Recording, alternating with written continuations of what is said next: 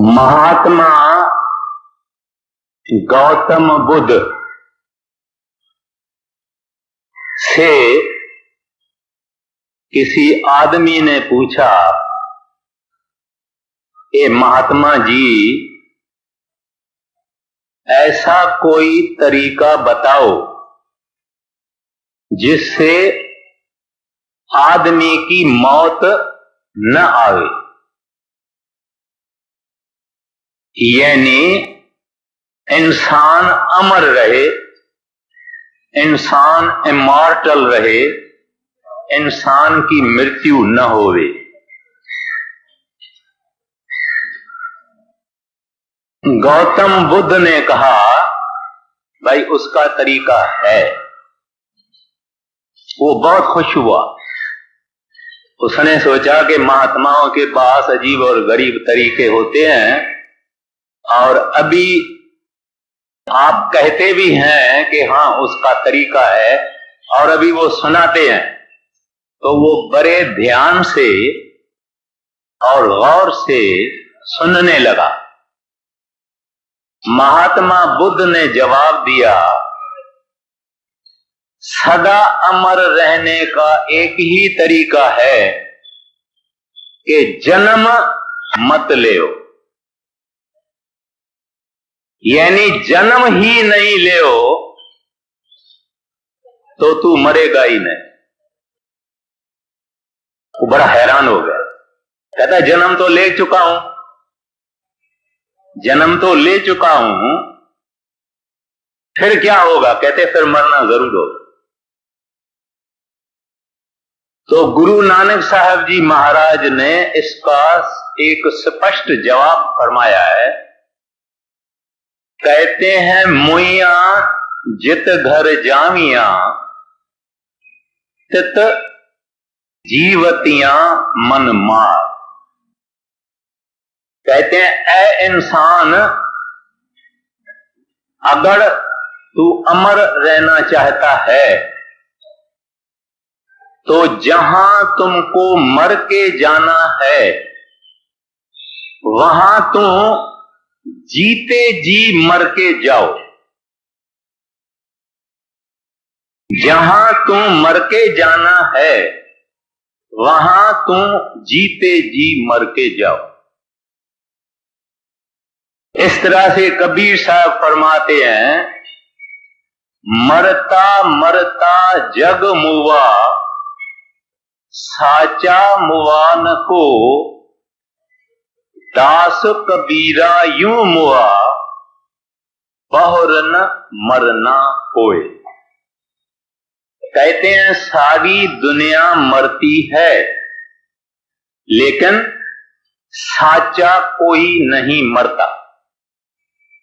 अगर साचा मरने की इसको टेक्निक आवे, तरीका आवे, विधि आवे, तरतीब आवे, तो बहुर न मरना होए। कहते हैं वो आदमी फिर नहीं मरेगा। तो आज हालांकि ये मरने की जो विषय है ये प्लेजेंट नहीं है। लोग कहते हैं भाई सब बातें सुनाओ, सुनेंगे, मगर मरने की बात मत सुना। मरने की बात से हम डरते हैं। जब कोई मरा हुआ आदमी जाता है, उसको सिर लोग कंधे पर उठा के ले जाते हैं, तो हम अपनी शक्ल इस तरफ कर देते हैं। हम उनको देखना नहीं चाहते हैं। हम मरने के बनस्बत कोई बात नहीं सुनना चाहते हैं, पर मरने के बनस्बत हम कुछ विचार भी नहीं करना चाहते। कहते हैं इस चीज को हमारे से दूर रखो। लेकिन ये इंसान की नादानी है, क्योंकि इस संसार में अगर किसी चीज का पक्का भरोसा है कि वो आएगी और होएगी और जरूर होएगी, तो वो इंसान की मौत है। एक दिन जरूर हर एक को मरना पड़ेगा। इस सिचुएशन को फेस करना पड़ेगा। अनटड है और कोई इससे बच नहीं सकता। बचने का जवाब गुरु नानक साहब जी महाराज ने भी दिया, कबीर साहब महाराज ने भी दिया, गौतम बुद्ध ने भी दिया और कई महात्माएं हैं।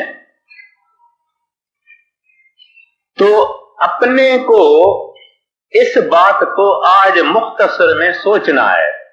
हालांकि ये मौत की जो विषय है बहुत बड़ी है, तो पहले पहले हम इस बात को देखेंगे कि जब इंसान की मौत आती है तब क्या होता है। जब एक आम इंसान की मौत आती है तब एक पावर, एक शक्ति, जिसको काल शक्ति कहते हैं, वो इंसान के माथे में सुरत को या कॉन्शियसनेस को या रूह को या आत्मा को खींचती है। जब खींचती है तो पहले पहले पांव ठंडे हो जाते हैं। कभी कोई बीमार आदमी है, बहुत बीमार है, हम जाते हैं देखने को, या जो बुजुर्ग होते हैं, तजुर्बेकार होते हैं, वो पहले उसके पांव को हाथ लगा के देखते हैं, कहते हैं भाई ठंडा हो गया इसका। हाथ और पांव, ये जो शरीर की एक्सट्रीमिटीज है, यानी जो शरीर के की आखिरें हैं, ये यहां पांव और ये टांग और पांव और हाथ, इनको देखते हैं। अगर ठंडा हो गया तो ये निशानी है कि उसकी आत्मा, रूह, कॉन्शियसनेस, सुरत खिंची जा रही है। फिर ये टांगें बिल्कुल खाली हो जाती है और बाहें बिल्कुल खाली हो जाती है, और फिर इसी तरह से आहिस्ते आहिस्ते उसकी कमर और पीठ और गर्दन तक वो मर जाता है। फिर भी इस हिस्से के अंदर उसकी सुरत है, उसकी आत्मा है। फिर यहां गर्दन को भी छोड़ती है, फिर आंखों को छोड़ के फकत यहां आके जमा होती है और आखिर यहां से निकल जाती है, और हम कहते हैं कि मर गया। फिर उस आदमी का या मुंह फट जाता है, या आंख फट जाती है, या गुदा से कुछ डिस्चार्ज हो जाती है, किसी न किसी तरह से कुछ न कुछ होता ही है। अच्छा, ये मौत भी 4-5 नमूने से होती है। जैसा जैसा आदमी, जैसे उसके विचार, जैसा उसका परमात्मा का प्यार और दुनिया का प्यार, उसके अनुसार उसकी मौत होती है। जो संत जन हैं या संतों के भक्त हैं, जो रोज भजन करते हैं, सिमरन करते हैं, और ये ही नमूना मरने का अपनी मर्जी से मरते हैं, वो अंदर से अपनी रूह को ले जाते हैं। वो आंखों से नहीं, नाक से नहीं, कान से नहीं, मुंह से नहीं, नीचे के जो 2 दरवाजे हैं उनसे नहीं, अंदर से ही ले जाते हैं। बाकी आम आदमी कभी आंख से, कभी कान से, कभी नाक से, कभी मुंह से, कभी गुदा के 2 दरवाजों से उनकी रूह चली जाती है। खैर, अब जब एक सत्संगी की मृत्यु आवे या गैर सत्संगी की मृत्यु आवे, तो घर वालों को क्या करना है? घर वालों को उसको, अगर वो नाम जप रहा है, अगर वो भजन करने वाला है, अच्छा भजन करने वाला है, तो उसका सतगुरु अगर पूरा है, जिसने नाम बख्शा है, उसको पहले ही 2 दिन, 4 दिन, 8 दिन उसको पहले ही चेतावनी देगा कि भैया 3 दिन है तैयारी करो, 7 दिन है तैयारी करो, और हुक्म भी दे जाएगा कि तुम भली बता सकते हो। अगर बहुत भजन नहीं करने वाला है फिर भी उसने अपनी बहुत कोशिश की है और शरीर का अब तक कुछ हिस्सा खाली कर चुका है, तो गुरु महाराज अंदर दर्शन भी देते हैं, शब्द भी खुल जाता है, और कभी बाहर कहने की इजाजत देते हैं और कभी कहने की इजाजत नहीं देते। मगर अगर सत्संगी होके इसने भजन नहीं किया, खूब दुनिया के शौक किए हैं, तो भी उसकी गुरु संभाल जरूर करता है, मगर वो चुप जाएगा, शांत जाएगा, कहेगा नहीं। गुरु आएगा जरूर। बड़े महाराज जी फरमाया करते थे कि अगर गुरु मरने के वक्त ना आवे तो उसको दूरों सलाम करना, गुरु करने की कोई जरूरत नहीं। गुरु का तो मेन ड्यूटी ये है कि मरने के वक्त सुख की सेवक की संभाल करे। ग्रंथ साहब की वाणी कहती है, संतन मोह को पूंजी सौंपी, उतरिया मन का धोखा, धर्म राय अब क्या करेगो, जब फाट्यो सगलो लेखा। तो वो आदमी जो चुप चुप जावे, कुछ न कहे, उसकी भी संभाल होती है। ये होता है सत्संगी का हाल। कभी कभी सत्संगी को पीड़ा होती है या उसकी बुद्धि होश में नहीं होती है, तो क्या करना चाहिए? उस वक्त उसको सिमरन करवाना चाहिए, उसको याद दिलाना चाहिए कि भाई तू अपना हमारी चिंता नहीं करो, महाराज जी को याद करो, गुरु को याद करो, तुमको नाम सिमरन है, याद है, तू 5 नाम याद है, सिमरन करो, गुरु का ध्यान करो, हमारी चिंता नहीं करो। ऐसा उसको गुरु के तरफ उसका ख्याल लगाना चाहिए। ये रह गया सत्संगी का हाल। और जहां तक हो सके, अगर उस वक्त घर के अंदर गैर सत्संगी हैं तो उनको बड़े ही प्यार से, प्रेम से, अदब से उस मरने वाले के कमरे से बाहर ले जाना चाहिए, विनती करके और रिस्पेक्टफुली उसको बाहर ले जाना चाहिए।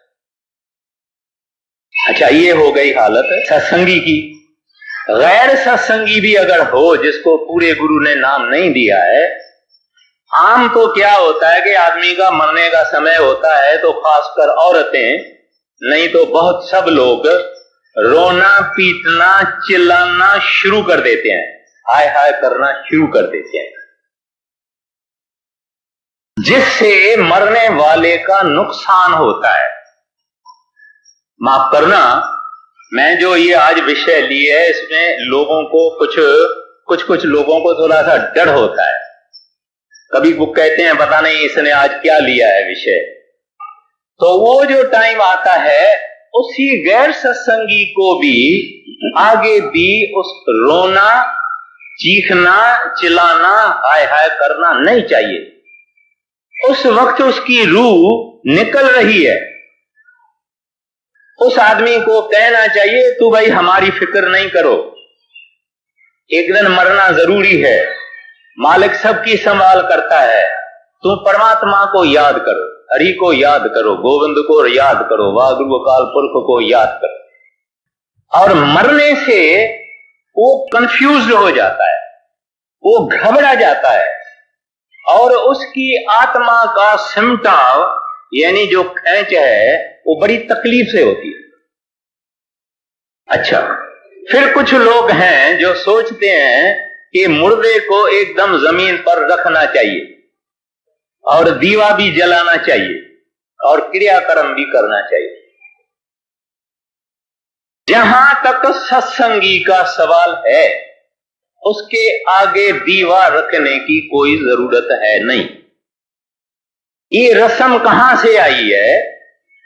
कि जब भी आदमी मरता है, नौ द्वारा छोड़ के आगे जाता है, तो उधर उसको ज्योति दिखाई देती है अंदर। जो भी भजन करके अंदर जाएगा उसको अंदर ज्योति दिखाई देगी। इस वास्ते सब गुरुद्वारों में, ठाकुर द्वारों में, चर्चों में, चाहे यहूदियों के चर्चों में, सब जगह ज्योति जरूर होती है। तो उस वक्त जो परमात्मा का प्यारा है, जिसने दुनिया में नेक काम किए हैं, शुभ काम किए हैं, अच्छे अच्छे काम किए हैं, किसी को तकलीफ नहीं दिया है, ईमानदारी की चाल जिसकी है, जो भला आदमी है, उसको तो उसकी तो रूह समटा होके देखती है। जो गुरु का भक्त है उसको तो अंदर ज्योति आती है। तो बाहर जो ज्योति है इससे कुछ बनता है, ये ज्योति अंदर की ज्योति से वास्ता है। सत्संगी के आगे ज्योति होने की कोई जरूरत नहीं, और सत्संगी के आगे रोना भी नहीं। चाहे गैर सत्संगी हो तो उसके भी आगे रोना नहीं चाहिए। बड़े महाराज जी फरमाया करते हैं कि जब कोई आदमी मर जाता है तो उसको याद करके या उसकी हाजिरी में मरना, रोना, चिल्लाना, हाय हाय करना, आप उसके दुश्मन हैं। अगर कोई आदमी रिश्तेदार के मरने पर हाय हाय करता है, रोता है वगैरह, और उसके मरने के बाद भी रोता है, तो वो उसका दुश्मन है। हजूर बड़े महाराज जी एक बात बताया करते थे। भाई मगर सिंह करके एक सरदार साहब था, खुद सत्संगी था और उसका लड़का भी सत्संगी था। उसका जवान लड़का था, वो लड़का गुजर गया। तो भाई मगर सिंह जो था वो भजन भी करने वाला था। उसने सोचा गुरु का भाना है, उसने अपने को धीरज में रखा, रोया नहीं। और उस जवान लड़के को मां भी नहीं थी, मां उसकी पहले ही गुजर गई थी। बहन भरी थी तारू नाम की। उस बहन ने बहुत ही रोया और अपनी छाती को पीटा। जब भी ऐसा परसी करने को लोग जाते हैं तो पीटने वीटने का कहीं रवाज पंजाब और सिंध में तो था।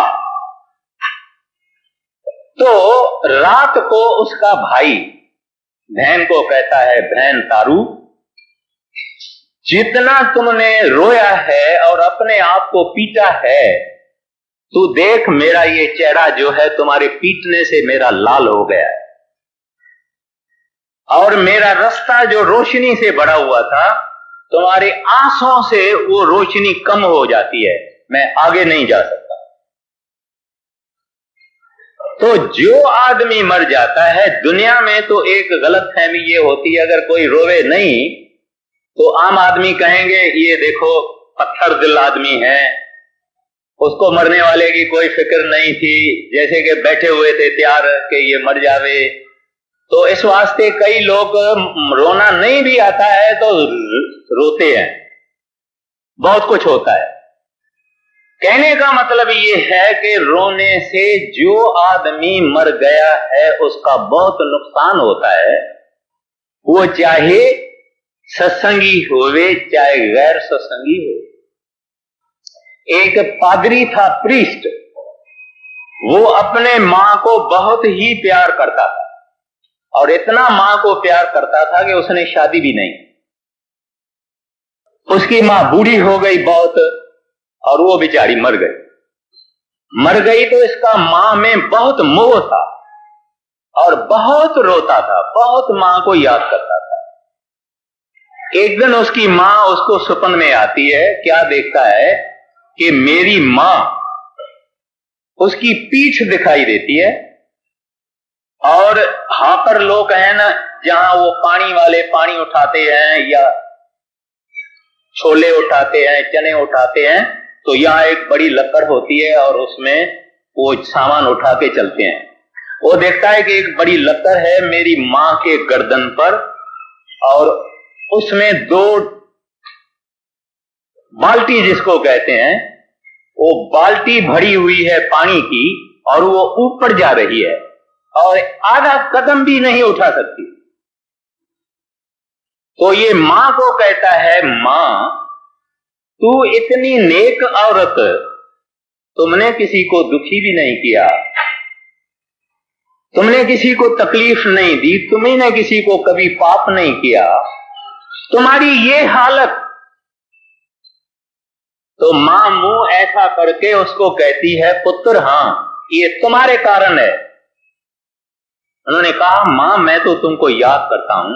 बोलती है, इस वास्ते मेरी ये हालत है, ये जो 2 बाल्टी पानी की भरी हुई है ये तेरी आंसू है और ये मुझे उठानी पड़ती है और इसके कारण मैं आगे नहीं चल सकती। तो ये रोना धोना जो आदमी मर जाता है उसके लिए ठीक नहीं है। फिर तीसरी बात ये होती है कि हम क्रियाकर्म जो करते हैं, सत्संगी को इजाजत है, मगर क्रियाकर्म से जो मर गया है उसको कोई फायदा नहीं होगा। ये एक रस्म है, सिखों की अपनी है, हिंदुओं की अपनी है, आर्य समाजियों की अपनी है, मुसलमानों की अपनी है, सबकी अपनी है। और फिर लोग कुछ गीता पढ़ते हैं, कुछ ग्रंथ साहिब पढ़ते हैं, कुछ नामे मेले के श्लोक पढ़ते हैं, कुछ नासकेत, कुछ मार्कंडे पुराण पढ़ते हैं, कुछ गरुड़ पुराण पढ़ते हैं, इस्लाम के भाई साहब फतुआ के मकी पढ़ते हैं, अपना अपना सबका रवाज है। तो ये जितने किताब हैं जो लोग मरने के वक्त पढ़ते हैं या 12 दिन के बाद भी पढ़ा जाता है, भोग रखा, अखंड पाठ रखा जाता है या 12 महीने के बाद रखा जाता है, ये हम लोग जाके सुनते हैं, वो भी एक रस्म है। उधर भाई पढ़ता है, भाई यानी पाठी ग्रंथी पढ़ता है और हम लोग वहां आपस में बातें करते हैं, आपस में हम बातचीत कर रहे हैं, वहां भाई साहब पढ़ता है, हम सुनते नहीं। और हमारे हृदय के भी हृदय में ये विचार है, वो मर गया, अपना क्या है, अपन तो दुनिया के साथ अपनी लगन लगी हुई है, ऐसा यानी अंदर में यही ख्याल है। इस वास्ते हम सुनते भी नहीं।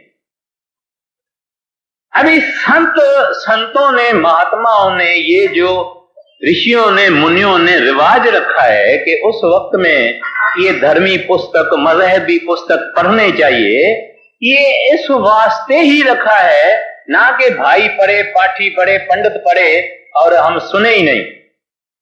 इस वास्ते रखा है कि हम सुने, हम समझें और विचारें। क्योंकि ये जितने सब किताब है, इन सब किताबों के अंदर हम लोगों के लिए ही हिदायतनामा है।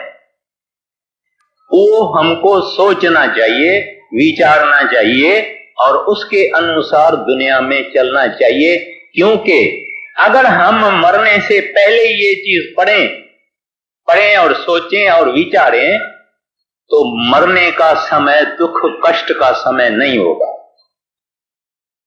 तो आज मैंने ये वाणी ली है ग्रंथ साहिब की, जो कि चेतावनी की वाणी है। उसमें तीसरी पातशाही हम लोगों को एक बड़े ही सुंदर नमूने से, महासुंदर नमूने से हमको चिताते हैं। कहते हैं अपने शरीर के जुदा जुदा हिस्सों को, लेकिन हमारे लिए नसीहत है। और ये जो गुरु अमरदास साहब जी महाराज तीसरी पातशाही, चाहे गुरु नानक साहब जी से, चाहे कबीर साहब, जितने ये महात्मा ऊंच कोटि के महात्मा है, और इन्होंने जो ये वाणी रची है, ये उन्होंने नहीं रची है, सतपुरुष ने उनके मुखारविंद से कही है। उन्होंने नहीं कहा, सतपुरुष ने कहा और हम लोगों के सावधानी के लिए कहा, ताकि हम जागृत हो, हम अवेकन हो, हमारी होश हो जावे, हमारी आंखें खुले। क्योंकि ये चीज जरूर एक दिन आने वाली है। हजूर महाराज जी ने से किसी आदमी ने पूछा कि सच्चे पातशाह, हम सारा दिन अगर मरने का ही विचार करेंगे तो दुनिया में हम काम क्या करेंगे?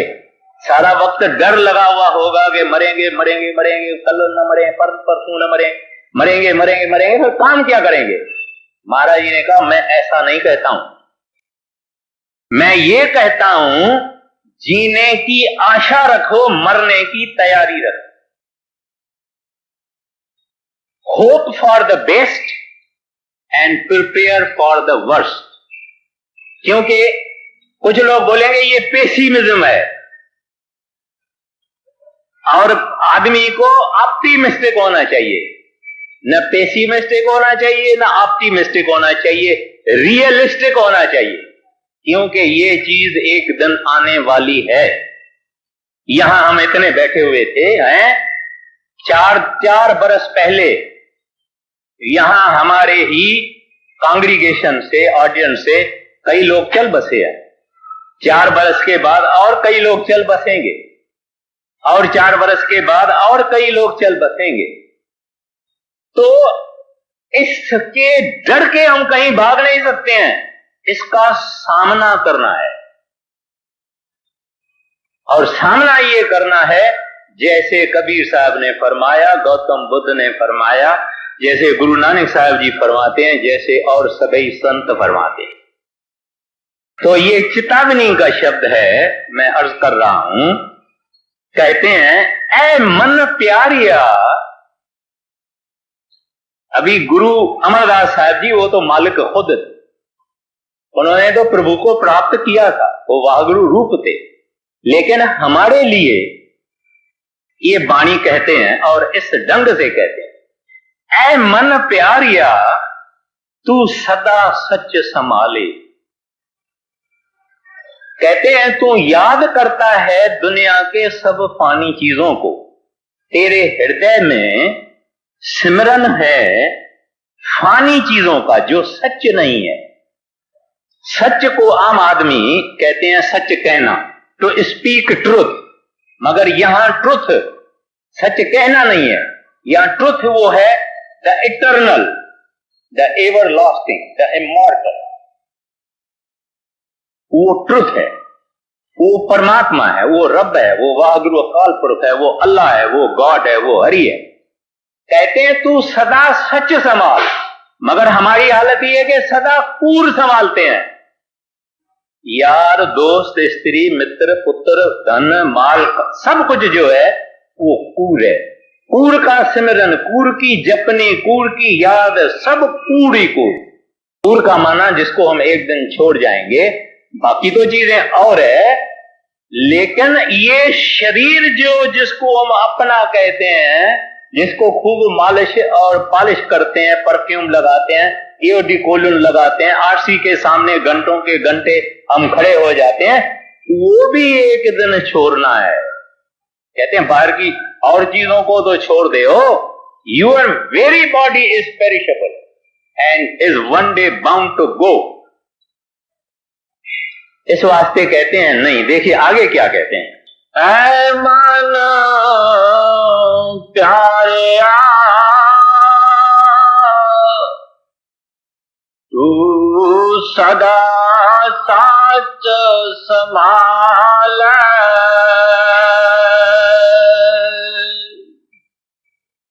एक कुटुंब जो तू देखदा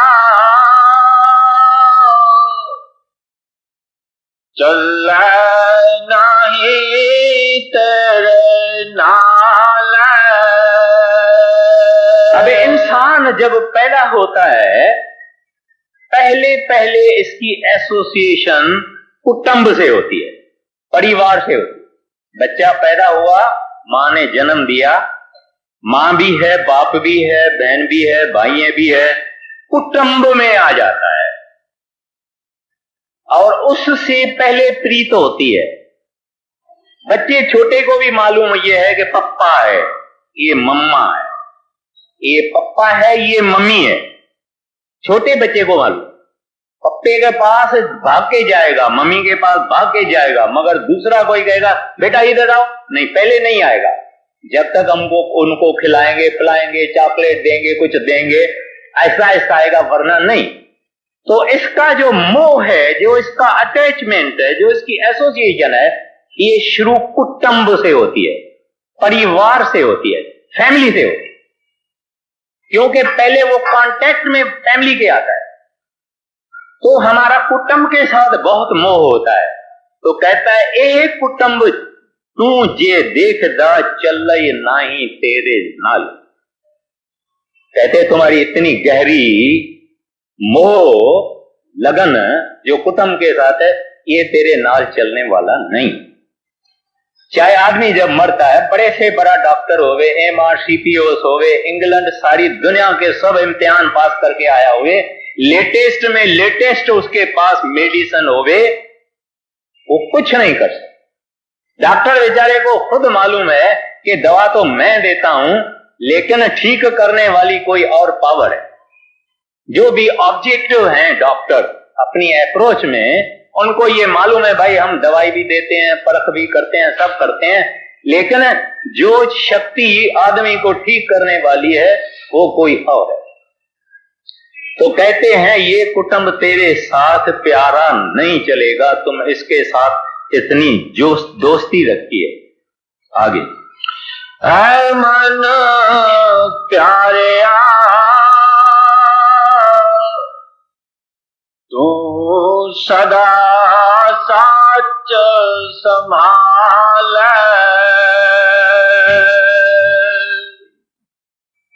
एक कुटुंब जो तू देखदा चल नहीं तेरे नाल,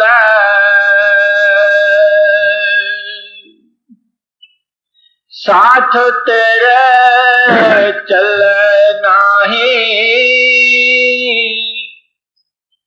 तिस नाल क्यों चितलाइया,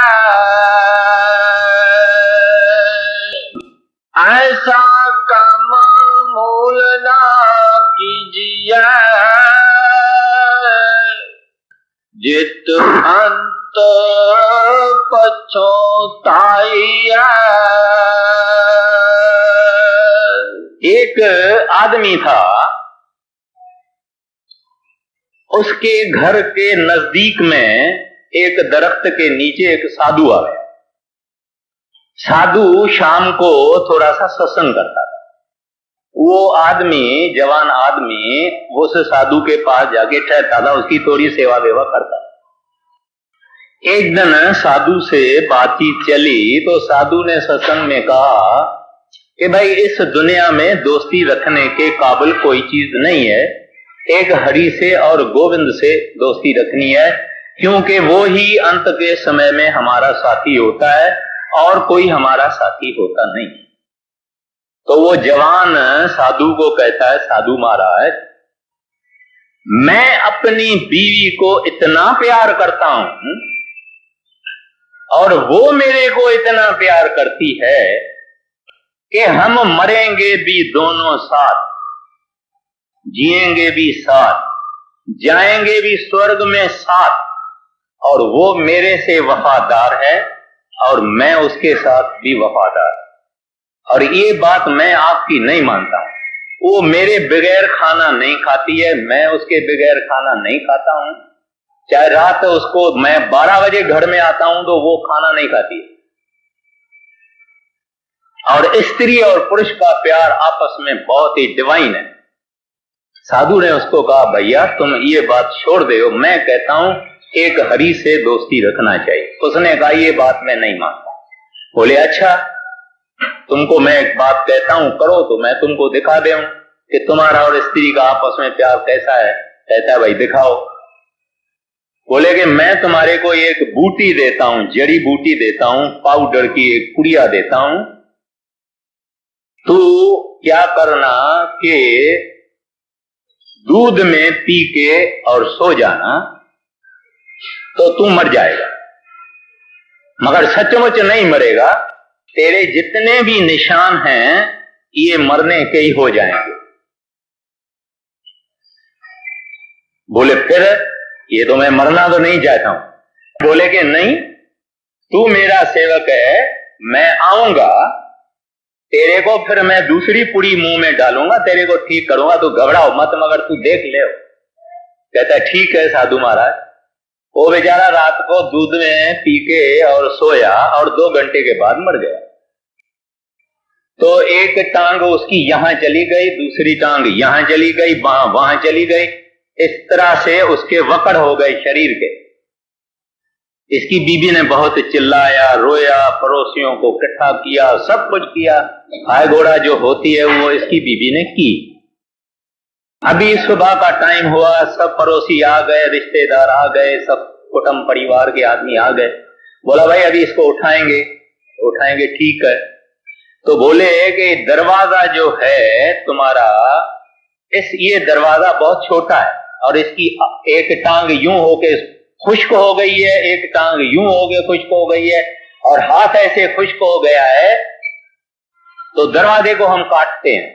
घर वालों ने बोला, जो आए थे यार दोस्त, उन्होंने कहा भाई अभी तो मेरे पास कोई है ही नहीं, कमाई वाला भी कोई नहीं रहा, बच्चे भी छोटे रहे हैं, दरवाजा काटोगे 200-100 रुपया मेरा और खर्चा हो जाएगा। इसकी टांग को आप दबाओ, अगर न दबे तो इसकी टांग को काटो, मगर दरवाजा नहीं काटो। और वो सब सुन रहा था क्योंकि उसने उसको ऐसी बूटी खिलाई थी। खैर जब बिल्कुल इसको सब कुछ उन्होंने तैयार किया, उस वक्त साधु ने कहा भाई तुम इसको छोड़ दो, छोड़ो, ये मेरे हवाले करो, ये मेरा सेवक है। उसने दूसरी बूटी निकाली और उसके मुंह में डाली, उसके माथे को मांजा, गर्दन को मांजा, बाहों को मांजा और उस आदमी को सीधा कर लिया। उसको पसीना आ गया, आंखें भी खुल गई, ठीक हो गया। ठीक होके साधु को कमर में हाथ डाल के बोलता है चलो, बोलता है चलो, मैंने देख लिया कि इस संसार में कोई किसी का है नहीं। जिसको मैं इतना प्यार देता था, अपनी जिंदगी का हिस्सा समझता था, उसको दरवाजा मेरे से प्यारा था। इस वास्ते मैं अभी चला, इस घर में नहीं ठहरता। साधु ने कहा नहीं, तुमको घर में ही ठहरना है, बाल बच्चों की परवरिश भी करनी। इतना भी तुम सोच ले हो कि इस संसार में हमारा नाता स्वार्थ का है और मतलब का है, और अपना टाइम परमात्मा के बंदगी में रोज दिया करो। तो इस वास्ते ग्रंथ साहब की बानी कहती है, इक्कस हर के नाम बिन अगे लइए एक होए। कहते हैं तुम्हारे मरने से ही पहले ये तुम्हारे से नाता काट लेते हैं कि ये खत्म हो गया। तब पूछते हैं कि हुंडियां कहाँ है, पैसे कहाँ है, तिजोरी की चाबियां कहाँ है। वहां डॉक्टर ने जवाब दिया है कि 24 घंटा ये आदमी जिंदा है। उसके बाद में ये बिल्कुल इंक्वायरी शुरू हो जाती है कि माल सामान कहाँ रखा हुआ है। और गुरु नानक साहब जी महाराज कहते हैं, ये तो 5वीं पातशाही की बाणी है, इक्कस हर के नाम बिन, कहते हैं एक हरि के नाम की बंदगी के बगैर अगे, कहते हैं मरने से पहले अगे लई एह खोए, तुमको खो बैठते हैं। They decide in their mind that he is no more, he is going to go away, और प्लानिंग शुरू हो जाती है मन। तो गुरु नानक साहब जी महाराज कहते हैं, नानक कचड़ियां स्यों तोड़, कहते हैं ऐ प्यारा ये दुनिया के नाते कच्चे हैं। कचड़ियां स्यों तोड़ ढूंढ सजन संत पकियां, कहते हैं संत ही पक्के नाते हैं, इनको तुम्हारे से कुछ नहीं चाहिए। ढूंढ सजन संत पकियां, वो मुया दे विछड़े वो मुया न जासी छोर, वो जीवन दे विछड़िए वो मुया न जासी छोर। कहते हैं वो जीते जीते, तुम्हारा सांस अभी चलता है, तुम्हारे को वो लोग अपने मन में डिसाइड कर लेते हैं कि खत्म है। और वो घर वाली कहेगी कि बच्चों को खिला दो 12 घंटा, फिर खाना ही नहीं होगा। इसमें किसी स्त्री का दोष नहीं है, किसी पति का दोष नहीं है, ये संसार का सब नाता ऐसा है। तो कहते हैं ढूंढ सजन संत पकियां, कहते हैं किसी संत की तलाश करो, उसका नाता पक्का है, यहां साथ है, मरने के समय साथ है, मरने के बाद भी साथ है। साथ तेरा चल नाही इस नाल क्यों चितलाई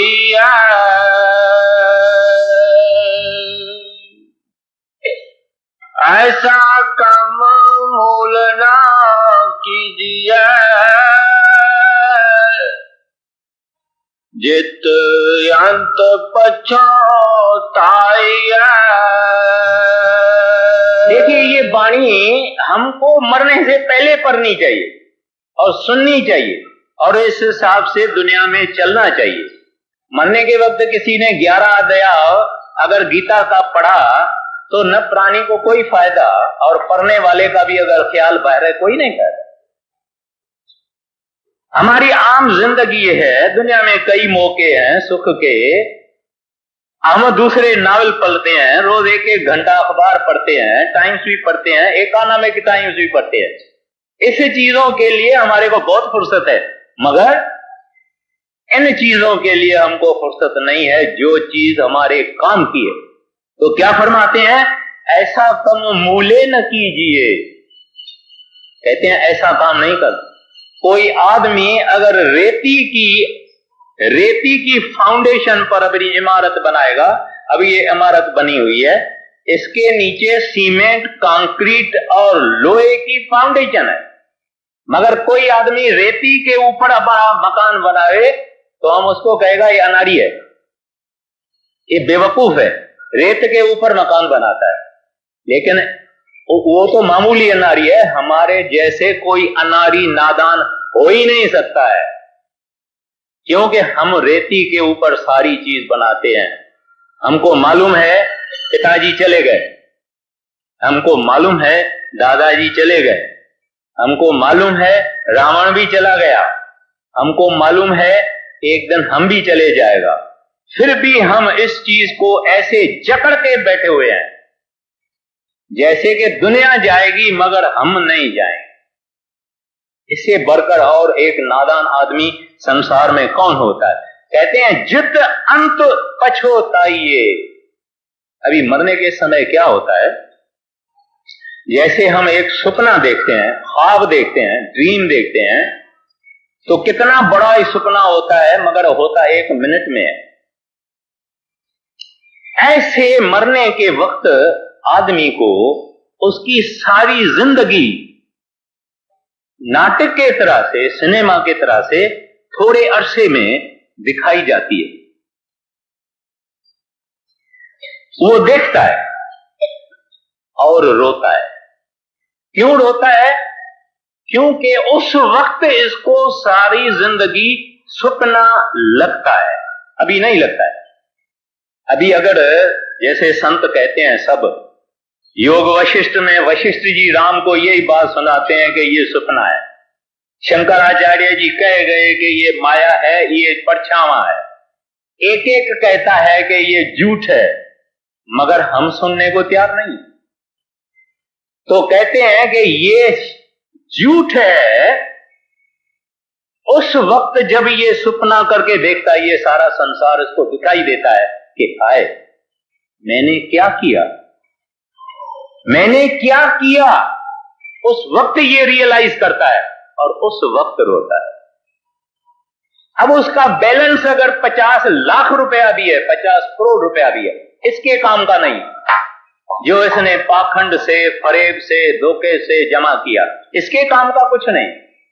बच्चे बच्चे खड़े हैं, लड़कियां खड़ी है, सब खड़े हैं, इसके काम का कुछ नहीं। देखिए क्या इससे सच ए स्ट्रेंज सिचुएशन। एक आदमी ने अपने सिर से पांव तक मेहनत करके पैसा जमा किया, धोखे से, पाखंड से, हर एक किस्म की चालाकी से, और ले जाता सुई भी नहीं ले जाता, और फिर भी इसका जमा करना चालू है। छोड़ेगा नहीं। हम बैठे हुए सब हम एक ही कैटेगरी के हैं। कोई प्रभु का प्यारा होगा, मैं उसे माफी मांगता हूं, लेकिन हम सब एक ही जैसे हैं। सुनेंगे, थोड़ा देरी विचार करेंगे, छोड़ देंगे, फिर वही सिलसिला हमारा जो है वो चालू है। तो यहां हमको गुरु साहब जी कहते हैं जित अंत पछोताई, कहते हैं उस वक्त पछता है। उस वक्त आदमी रोता है, किस कारण? इस कारण रोता है कि हाय, मैंने तो जो कुछ इकट्ठा किया वो तो मैं ले ही नहीं जाता हूं। फिर कबीर साहब जी महाराज यहां आके कहते हैं, अब पछताए होवत क्या, जब चिड़िया चुग गई खेत। कहते हैं प्यारा, जब तू तंदुरुस्त है, शरीर ठीक है, चलता है, फिरता है, खाता है, घूमता है, फिरता है, सब करता है, तब पछताओ। छोड़ो, अपनी कारोबार करते हुए भजन कर, भजन करके जीते जी मरो, यानी शरीर को खाली करो और अंदर नाम से जुड़ जाओ। वो नाम सच है, वो नाम आद सच जुगाद सच है भी सच है। उसके साथ अपने रूह को मिला दो और उसकी पुल अपवर्ड है, उसकी पुल अपवर्ड, बाकी दुनिया की पुल डाउनवर्ड है और आउटवर्ड है। कहते हैं उसमें अपनी रूह को जोड़ दो। गुरु नानक साहब जी महाराज यही कहते हैं, कबीर साहब यही कहते हैं, सब दुनिया के संत महात्मा फकीर औलिया दरवेश यही कहते हैं। तो यहां कहते हैं सतगुरु का उपदेश सुन तू, होवे तेरे नाले। वाणी कहती है संत जना मिल भाइयों, सच्चा नाम संभाल। कहते हैं संतों के साथ मिलो और सच्चा नाम वो आपको देंगे, उसकी कमाई करो। फिर आगे कहते हैं तोसा बंधु जी का एथे उथे नाल। तोसा कहते हैं वो चीज जमा करना जो कष्ट के वक्त, तकलीफ के वक्त, आपदा के वक्त काम में आएगी, उसको तोसा, पंजाबी में भी तोसा कहते हैं, सिंधी में भी तोसा कहते हैं। कहते हैं तोसा बंधु जी का एथे उथे। कहते हैं मरने से पहले तेरे साथ है, मरने वक्त तेरे साथ है, मरने के बाद भी तेरे साथ है। तो यहां भी महाराज जी कहते हैं होवे तेरे नाल, और कोई नाल नहीं होगा। फिर आगे अजीज यार दोस्त क्या करते हैं, कागा रोली। कौआ जो होता है ना, एक कौवे को या कौवे के बच्चे को बिल्ली पकड़ के मार देती है, फिर कौवे इकट्ठे हो जाते हैं, काऊ काऊ काऊ काऊ काऊ काऊ, 1 घंटा करके वो भी सब भाग जाते हैं, फिर खत्म हो गए। हम भी ऐसे ही करते हैं, कोई मर जाता है, आपस में इकट्ठे होते हैं, रोना पीटना करके फिर ऐसे ऐसे खाना पीना, धोना, घूमना, सिनेमा, नाटक, कपड़ा पहनना सब शुरू हो जाता है। वो मरने वाला सुपना लगता है कि हाँ भाई हाँ, मगर अभी खत्म है। ये संसार की सृष्टि, ये संसार की रचना, ये खेल मालिक ने ऐसा ही बनाया है, इसमें किसी का दोष नहीं। अक्लमंद इंसान इस संसार में वो है जो अच्छी तरह से एनालिसिस करके देखे, हिस्ट्री को देखे कि ये दुनिया में सच्ची चीज कौन सी है, साथ चलने वाली चीज कौन सी है, और उसके साथ अपनी लगन लगावे। वो आदमी अक्लमंद है। हमको दुनिया की अक्लमंदी बहुत है, मगर स्वार्थ की अक्लमंदी बहुत है, मगर परमार्थ की अक्लमंदी हमको नहीं। प्लान जिंदगी का 1 मिनट का भरोसा नहीं है।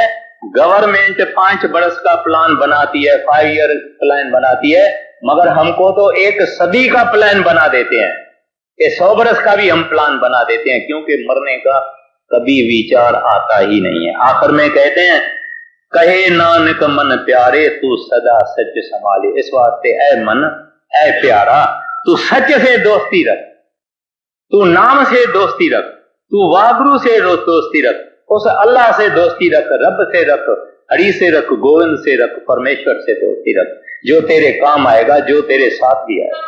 हाँ, कह नानक मन प्यारे, तू सदा सच संभाल,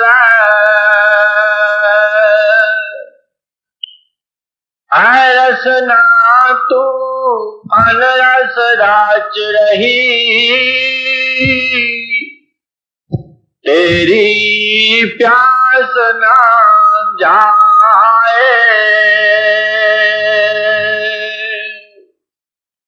प्यास न जाए हो किते जितर हर रस पल न पाए। अब गुरु अमरदास साहब जी महाराज हमको ये जुबान जो है, इस जुबान को कहते हैं और साथ में हमारे अंदर जो ख्वाहिश करने की ताकत है उसको भी कहते हैं, क्योंकि हमारी ख्वाहिश हमेशा लज्जत के लिए होती है। कहते हैं ए रसना, ए मेरी जुबान, तू अनरस राच रही। कहते हैं तुमने परमात्मा के नाम का रस नहीं रखा, उसका शौक नहीं रखा। तुमने इस दुनिया के अंदर मीठा, खट्टा, नमकीन, गरम, सर्द, जो इस इंद्री के का जो फिजिकल टेस्ट है, कहते हैं तुमने इन चीजों से ख्वाहिश रखी है, दिल लगाई है, और दुनिया की फानी डिजायर्स, ख्वाहिशात, तमन्नाएं, तृष्णाएं कहते हैं तुमने रखी। एक तरफ ये इंद्री जो स्वाद लेती है उसको एड्रेस करते हैं, उसके अलावा हमारा मन जो दुनिया की ख्वाहिशातें करता है, जिसके कारण ही हम इस दुनिया में मर के आते हैं। अगर कोई आदमी मरने के वक्त कोई उसको ख्वाहिश न हो, न फकत मन में न हो मगर उसके सबकॉन्शियस माइंड में भी न हो, कोई ख्वाहिश नहीं, वो आदमी इस दुनिया में वापस आ ही नहीं सकता। हम इस दुनिया में मां जो है वो औरत होके आती है, औरत मां होके आती है भाई, वही आदमी अपना पोता बन के आ जाता है, अपने पुत्र का पुत्र बन के आ जाता है, अपने कुटुंब में ही अक्सर आ जाता है। जिसके साथ वो अटैच्ड है, जो जो ख्वाहिश उसके मन में डोमिनेटिंग है, वो ख्वाहिश लेके इसकी आत्मा यहां आ जाती है। हमारे वेदों में भी दो मार्गों का जिक्र है, एक देवियां मार्ग, दूसरा पितरियां मार्ग। वो क्या होता है, हमारी आत्मा या अन्न के जरिए या फल फ्रूट के जरिए, चांद के जरिए, कई ऐसे फल फ्रूट खाना वगैरह है जिसको चांद की रोशनी से पकते हैं या रसते हैं, कई सूरज के जरिए रसते और पकते हैं। गुरु नानक साहब जी महाराज ने भी ये जिक्र ग्रंथ साहब में कहा है और कबीर साहब ने भी कहा है। उस किरणों के जरिए हमारी आत्मा या फल में या अनाज में आती है, वो हम खाते हैं। माता की रज, पिता की वीरज, इससे फिर आदमी बनता है, वो रूह ये वेश करके आती। गुरु नानक साहब जी महाराज ने कहा है, जेते दाने अन्न के जिया बाजन कोई। कहते हैं जितने अनाज के दाने हर एक के अंदर जीव है। तो कहने का मतलब ये है कि ये ख्वाहिश जो है हमारी, ये हमारा बड़े से बड़ा बंधन है। अगर एक स्त्री अपने मन के अंदर उसको औलाद नहीं होता है, कोई ऐसा लेने देने की बात है कि औलाद है ही नहीं, मगर अगर वो तीव्र इच्छा रखती है कि मुझे औलाद होना चाहिए, क्यों नहीं मुझे होता है, सारी दुनिया को होता है, मुझे क्यों नहीं होता है, होना चाहिए, अगर इसके अंदर जबरदस्त ख्वाहिश है तो इसको औलाद होएगा, मगर मर के आएगी, जन्म लेके आएगी, फिर इसको होगा। इसी तरह से जो हम ख्वाहिश करते हैं वो हमारे अंदर में बीज बन के हो जाती है, पड़ जाती है, और वो एक दिन फ्रूक्टिफाई होती है। तो यहां गुरु अमरदास साहब जी महाराज हमें बताते हैं, हमारा मन जो ख्वाहिशातें करता है, तृष्णा करता है, और ख्वाहिशातें कभी बंद भी नहीं होती है, चलती रहती है। 4 ख्वाहिशातें, तृष्णाएं पूरी हुई और 4, वो 4 पूरी हुई तो और 4।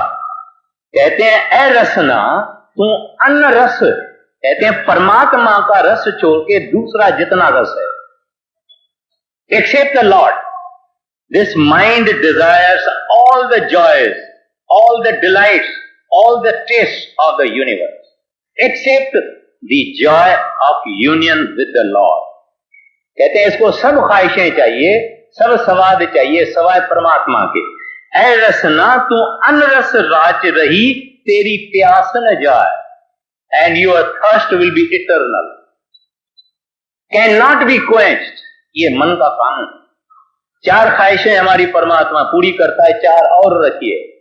एक हांगकांग में ऑफिस है, कहता है भाई फलाने की तो लंदन में भी ऑफिस है, वहां भी हमारी भी होनी चाहिए। फलाने की तो न्यूयॉर्क में भी ऑफिस है, मेरी उधर भी होनी चाहिए।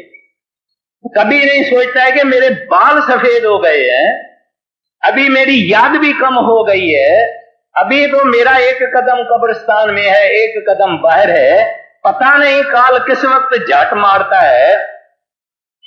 ये इसको कोई क्या, अपनी ब्रांचें खोलता जाता है, ब्रांचें खोलता है।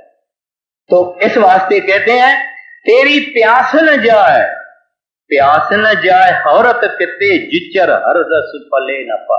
कहते हैं और तुमको ये बताऊं तो बताता हूं, तुम्हारी प्यास कभी जाएगी भी नहीं, तुम्हारी प्यास कभी जाएगी भी नहीं जब तक वो हरि मिलन की प्यास है, उस रब के विशाल की जो प्यास है, वो यूनियन विद द लॉर्ड है। कहते हैं जब तक वो तुम्हारी प्यास नहीं होएगी, यानी वो रस नहीं आएगा, कहते हैं तुम्हारी प्यास कभी नहीं जाएगी। इस बात को लेके जब साहब में कहा गया है देंदा दे लेन दे थक पाए, ऐ बंदा मालिक तो तुम्हारे को बहुत कुछ देगा मगर तू थक जाएगा। तो बड़े महाराज जी को भी, सरदार बहादुर जी को भी सत्संगियों ने कहा हजूर हम तो नहीं थकते हैं, मगर हमारी वो ख्वाहिशें पूरी हो जानी चाहिए जो हम करते हैं। महाराज जी ने कहा नहीं, ख्वाहिश तुम्हारी सब पूरी होगी मगर कौन से जन्म में होगी ये गारंटीड नहीं, मगर ख्वाहिश तुम्हारी सब पूरी होगी। चौथी पातशाही गुरु रामदास जी की वाणी है, वसुदा सपत दीप है सागर, कढ़ कंचन काड दरी जे, मेरे ठाकुर के जन इन्हुन बाछे, हर मांगे हर रस दीजे। कहते हैं ये 7 दीप है, यानी कॉन्टिनेंट्स है, 7 समुद्र हैं। कहते हैं इन सब के अंदर, यानी जमीन और समुद्र के अंदर जितना भी माल है, सोना हीरा रोपा, हर किस्म का जितना भी कीमती चीजें हैं, कहते हैं सब इकट्ठा करो, निकाल दो। अभी तक निकला नहीं, मगर कहते हैं हैपोथेटिकली के सब निकालो और एक जमीन पर उसका बेली करो। कहते हैं अब, कहते हैं एक भगवान का जिसने रस लिया है, एक आदमी ने है जिसने हरि नाम का रस लिया है, कहते हैं उसको ले आओ। कहते हैं मेरे ठाकुर के जन इन्हों बाच है। कहते हैं वो कहेंगे हम ये देखना भी नहीं चाहता। जिसने हरि नाम का रस लिया उसको ले आओ, उसको कहो 7 समुद्रों का 7 दीपों का ये सामान रखा है, ले आओ भाई। वो कहेगा I don't want to see even, प्यारा मैं इसको देखना भी नहीं चाहता हूं। भाई फिर क्या चाहिए, हर मांगे हर रस दीजे। कहते हैं मेरे को तो वागरू आप ही चाहिए, आप मिल गए सब मिल गया, आप मिल गए सब मिल गया, मेरे को आपके सिवा ये सब मट्टी है, धूल है, कोल से है, मुझे इन चीजों की जरूरत नहीं। मगर इतना सोना रोपा हीरे जवाहरात अगर पड़ा हुआ होवे, हमारे जैसा कोई मूर्ख आ जावे, उसको कहेंगे ले भाई जो लेना है, तो वो सब जेब भरेगा, सिर के ऊपर गमेला उठाएगा, सब करेगा, मगर इसकी प्यास नहीं जाए। एक रशिया का हारी, एक किसान फैमिली थी रशिया की, 2 किसान थे, उनको बाप ने जमीन बांट के दे दी, छोटे किसान दे दी। तो एक जो था वो संतोषी आदमी था, थोड़ा बहुत भजन वजन करता था और जो दाल रोटी उसको मिलती थी खाता था, मगर उसकी बीवी बड़ी एम्बिशियस। उसकी बीवी कहती है तू क्या है, सुबह को खाता है पीता है, थोड़े में खुश है, तुम्हारे भाई ने देखो जायदाद 6 गुना कर दिया है और तू ऐसा ही बैठा है। इस तरह से बीबी ने उसको खूब रंग लगाया लोभ का।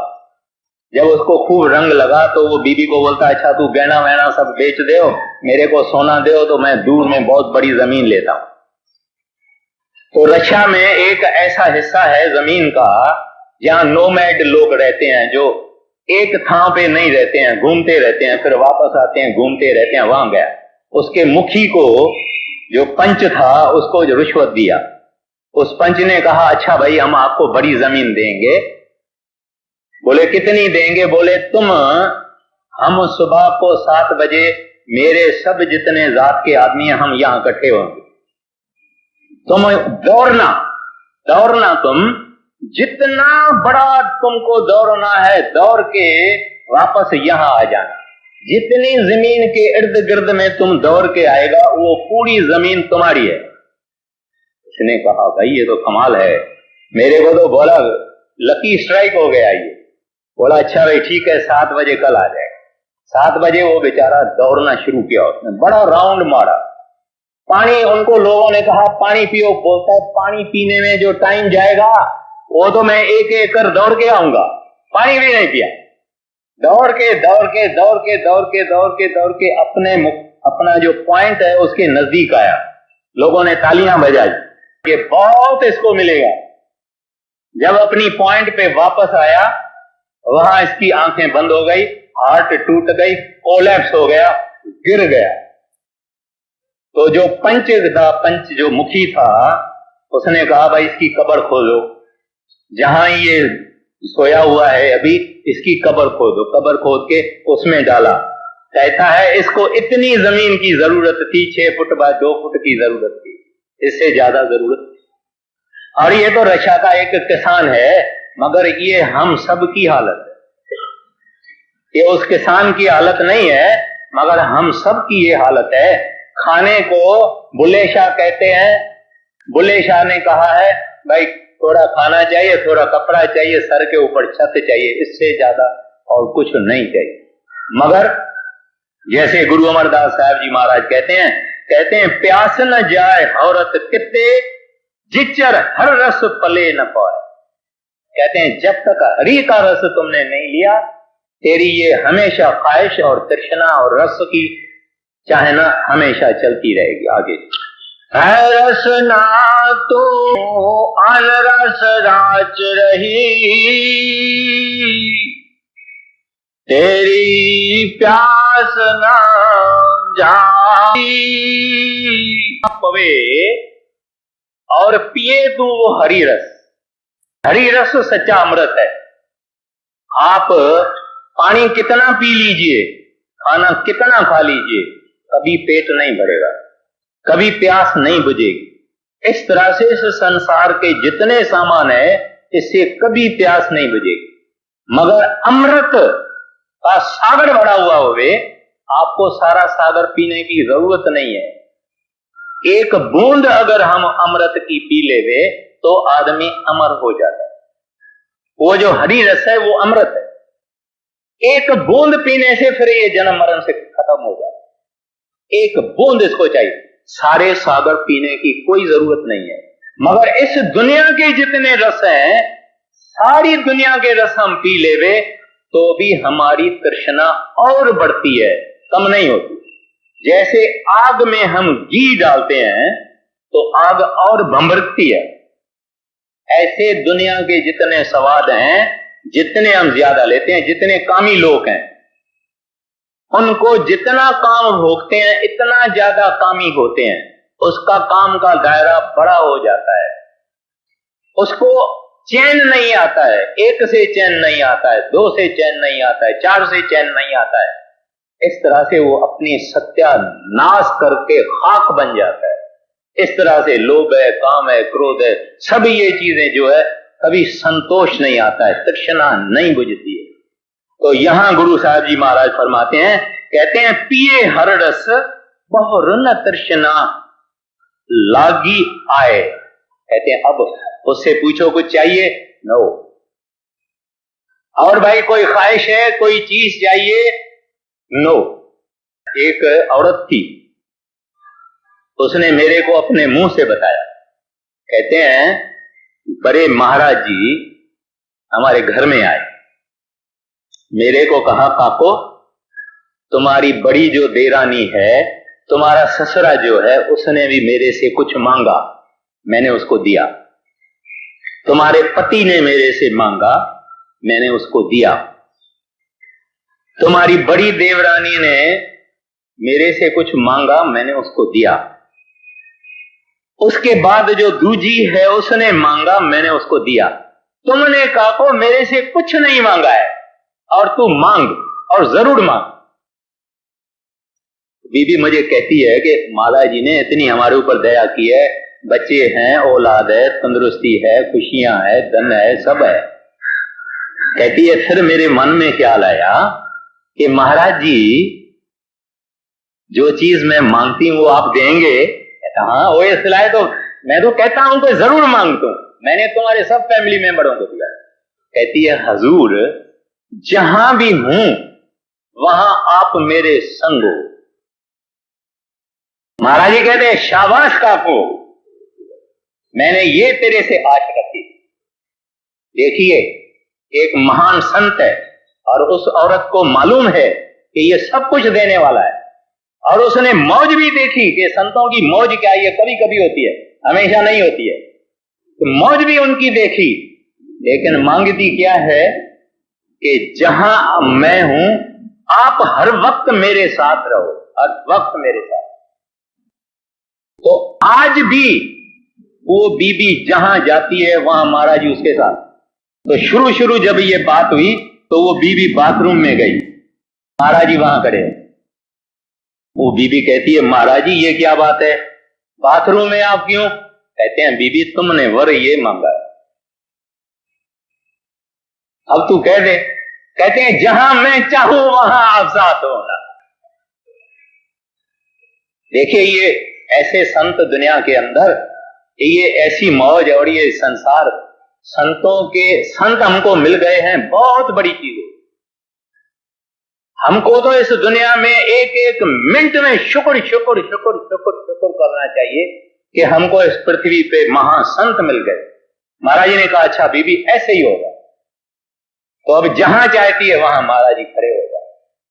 तो हालांकि मैं पर्सनली ये सोचता हूं कि ये मांग कराने वाले भी आप ही है, ये जो मांग कराने वाले हैं ये भी आप ही है। एक दफे बड़े महाराज जी पंडितों के पहाड़ों में, एक शहर है पंजाब के हिमाचल प्रदेश में, वहां पंडित बहुत हैं, ब्राह्मण, सत्संग भी नहीं करने देते। वहां महाराज जी सत्संग फरमा रहे। एक पंडित उठ के खड़ा हो गया, महाराज जी को कहता है महाराज जी आप सचखंड वगैरह की जो बातें करते हो ये सचखंड किसी ने देखा भी है? तो महाराज जी ने कहा मैंने देखा है और जो चाहे उसको मैं दिखा भी सकता हूं,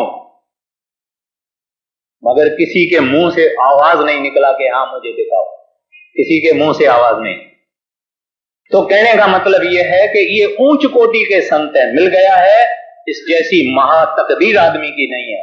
लेकिन वो हमको कहते हैं प्यारा भजन करो, हमसे और कुछ नहीं मांगते। महाराज जी जब औरतों को पुरुषों को मिलते थे कहते थे तू मेरा काम करती है? महाराज जी तुम्हारा क्या काम है? भजन करती है। देखिए संतों की क्या दया है, इसको कहते हैं मेरा काम, मगर है उसका नहीं, है हमारा काम। तो ये बात कह के महाराज जी यहां कहते हैं बहुरन तृष्णा लागिया है। कहते हैं कृष्ण जब तुमने ये हरी रस पी लिया फिर तृष्णा कभी नहीं हो, फिर ये कहेगा नहीं दाता मुझे आप हैं तो सब हैं। ये बीबी राबा बसरी ने कहा कि प्रभु अगर मैं बेहिश्त की ख्वाहिश रख के, ऐ मेरे रब्बा अगर मैं बेहिश्त की तृष्णा करके तेरी बंदगी करती हूं तो मुझे बेहिश्त में नहीं डालना। अगर मैं दोजख की डर से तुम्हारी भक्ति करती हूं तो मुझे जरूर दोजख में डालना, लेकिन मैं न बेहिश्त की न दोजख की, मैं तेरे लिए तेरी भक्ति करती हूं, मुझे तेरे बगैर और कुछ नहीं चाहिए। क्योंकि हरि रस आ गया, वो रब का रस आ गया, प्रभु का रस आ गया, वो आनंद मिल गया। इस आनंद मिलने से बाकी आनंद की कोई जरूरत नहीं होती। आगे कहा नानक होर अनरस सब विसरै, जहाँ हर वसै मन आए। इससे पहले कड़ी है, कहते हैं ए हर रस कर्मी पाइए। सेवक पूछता है कि सच्चे पातशाह ये हरि रस का जो आपने जिक्र किया, ये हरि रस कहां से मिलेगा, कैसे मिलेगा? कहते हैं ए हर रस कर्मी पाइए। ये कर्मी पर्शियन लफ्ज है जिसकी माना है दया, जिसकी माना है मेहर, करुणा, ग्रेस, फजल, कृपा। कहते हैं जिसके ऊपर मालिक मेहरबान होता है, करम करता है, दयालु होता है, रहमत करता है, दया की दृष्टि डालता है, कहते हैं उसको ये हर रस मिलता है। और जिसको संत सतगुरु मिल गया और उसने नाम की बख्शिश कर दी, उसके पास ये हर रस है। लेकिन इसको इधर आके लेना, डिलीवरी यहां लेनी, इस हर रस की डिलीवरी यहां लेनी है। जिनको पूरा संत मिला, पूरा नाम मिला, और ये डिलीवरी यहां तक आके उनको लेनी है, उनकी है, उनकी अपनी जायदाद है, हर एक इंसान की जायदाद है। पहले गुरु पूरा मिलना चाहिए, सेवक को उसकी कमाई करनी चाहिए, मेहनत करनी चाहिए, अभ्यास करना चाहिए, साधना करनी चाहिए, यहां तक आना चाहिए। बस पांव से यहां तक कोई 2 मीटर होता है, 6 फुट का भी कोई कोई होता है, 5.5 फुट के आम आदमी है, बस 5.5 फुट का सफर है यहां तक। तो महाराज जी कहते हैं ए हर रस कर्मी पाइए, सतगुरु मिले जिस आए। कहते हैं जिसको सतगुरु मिला उसको ये हरि रस मिला। आखिर में कहते हैं कहे नानक और अन रस सब विसरे। कहते हैं एक दफा ये रस मिल गया, फिर कहते हैं दुनिया का कोई रस इसको स्वाद नहीं देता है। जा हर वसे मन आए, कहते हैं फिर हरि खुद मन में बस गया, फिर और के लिए जगह ही नहीं, उसके अंदर में हरि हरि है।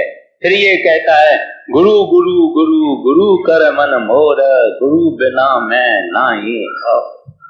कोई चीज संसार की फिर नहीं चाहता। अभी ये अवस्था भक्तों की है, उन भक्तों की है जिन्होंने कमाई किया है, जिन्होंने मेहनत किया है। खाली मुंह से बोलने से, किताबें पढ़ने से, सुनाने से ये चीज नहीं आती है। इस हड्डियों को थोड़ा बहुत दर्द देना पड़ेगा, शरीर को थोड़ा बहुत दर्द देना पड़ेगा। No pain no gain, give all, surrender all and get all. जब वाणी ग्रंथ साहब की कहती है तन मन धन सौंप गुरु को, हुक्म मनिए आइए। कहते हैं तू प्यारा सब कुछ अपना मुझे दे दे, मैं तेरा ही हो जाता हूं। इस वास्ते संत सृष्टि की कारोबार चलाने वाले, क्योंकि परमात्मा ने अपने कारोबार चलाने उनको दे दिए। राम के घर के बीच काम सब संत ही करते। कहते हैं वो संत बनना है, मगर ये अपने को मेहनत करनी पड़ेगी।